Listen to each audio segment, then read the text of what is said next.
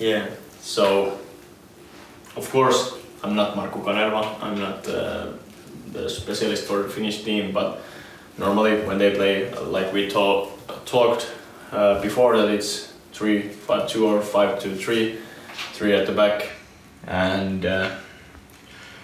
the main thing is when we don't have the ball, or Finland doesn't have the ball, they drop down, so there is space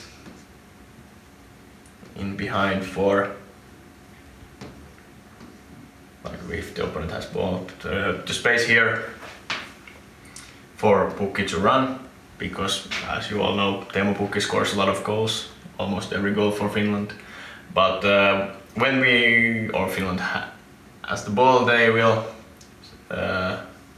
push those wingbacks further up, and the striker normally who comes to get the ball or to fight it here is Pohjanpalo, and then maybe he can drop it, and wingbacks or Pukki will go behind the line.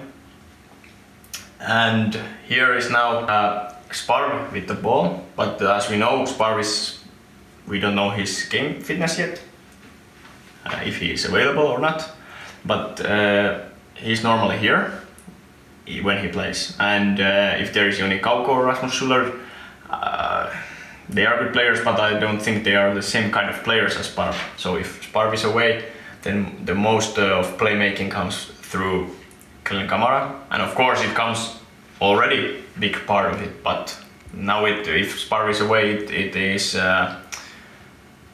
more isolated to Glenn Kamara.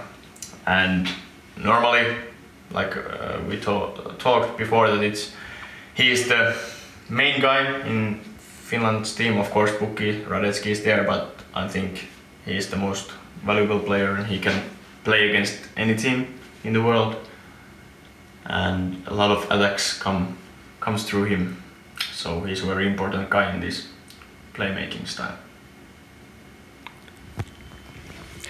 So we have most of the situation him, then Kamara, who comes as a playmaker, yeah, and Radetzky on this side. What is the relationship between these defense or this midfield line with Radetzky, especially in this three base defenders system?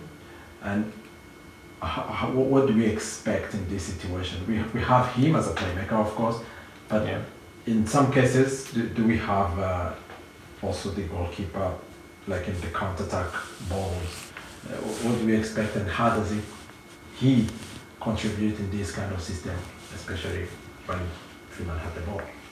I think we don't know for sure how Finland are going to play in the championships, because I think they are underdogs in every game.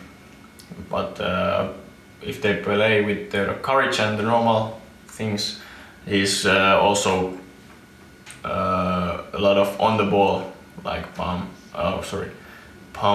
So he's also with the team as here, moving the ball, and yeah, those long kicks to the wing backs. If the team is pressing, here is the space, he can put it here.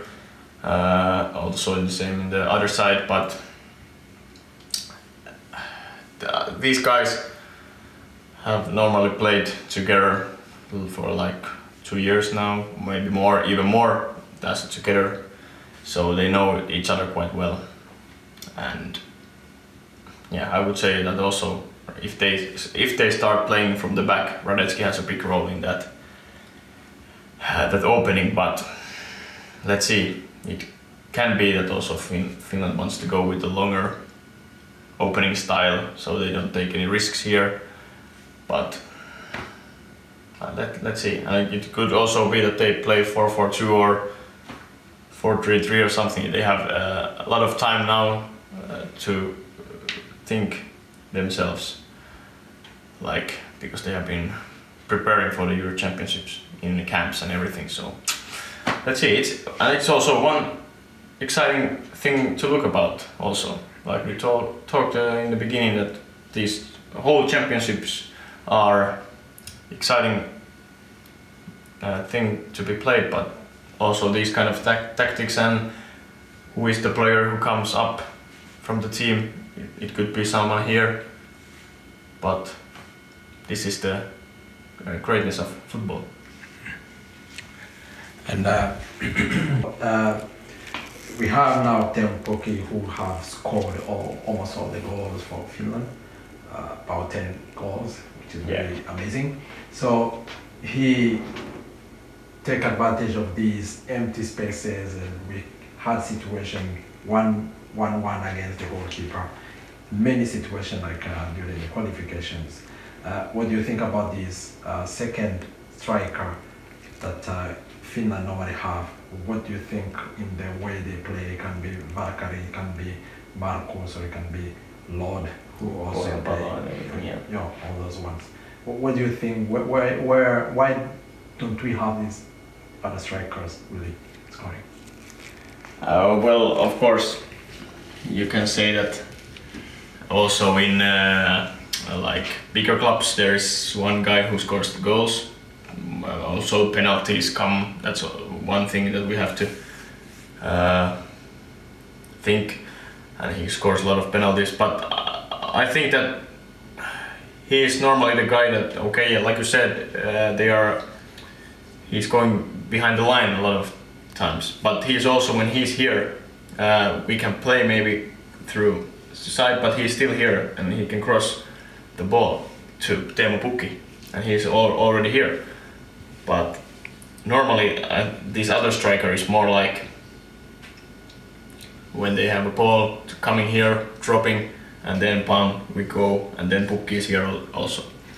And but I think also it can be from the finishing that we are not so good at finishing than Teemu Pukki. But I would say that the other striker is it Lud, Valkari, Pohjanpalo, Markus. It doesn't, or Jensen. They have a different role, and they are more likely to come here to get the ball. And Pukki does it also, but the main thing for him is to score goals.